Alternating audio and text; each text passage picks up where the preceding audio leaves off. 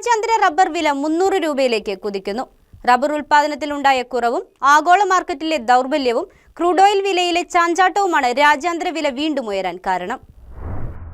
റബ്ബറിന്റെ രാജ്യാന്തര വില 300 രൂപയിലേക്ക് അടുക്കുമ്പോൾ ആഭ്യന്തര വിലയും കുതിക്കുകയാണ്. കഴിഞ്ഞ ദിവസം ബാങ്കോക്ക് മാർക്കറ്റിൽ RSS4 വില കിലോഗ്രാമിന് 279 രൂപയായി ഉയർന്നു. തായ്ലൻഡ്, മലേഷ്യ എന്നിവിടങ്ങളിലെ റബ്ബർ ഉൽപ്പാദനത്തിലുണ്ടായ കുറവും ആഗോള മാർക്കറ്റിലെ ദൗർലഭ്യവും ക്രൂഡ് ഓയിൽ വിലയിലെ ചാഞ്ചാട്ടവുമാണ് രാജ്യാന്തര വില വീണ്ടും ഉയരാൻ കാരണം. കോട്ടയം, കൊച്ചി മാർക്കറ്റുകളിൽ RSS4 വില 252 രൂപയായി. ഓപ്പൺ മാർക്കറ്റിൽ ഷീറ്റ് വില 254 രൂപയും ലാറ്റക്സിന്റെ വില 231 രൂപയുമാണ്. അഗർത്തല മാർക്കറ്റിൽ വില ഇപ്പോഴും 250 രൂപയിൽ താഴെയാണ്. കഴിഞ്ഞ ദിവസം RSS4 വില 241 രൂപയായിരുന്നു. ചെറുകിട റബ്ബർ കർഷകർ ഇനിയും ടാപ്പിംഗ് പുനരാരംഭിച്ചിട്ടില്ല.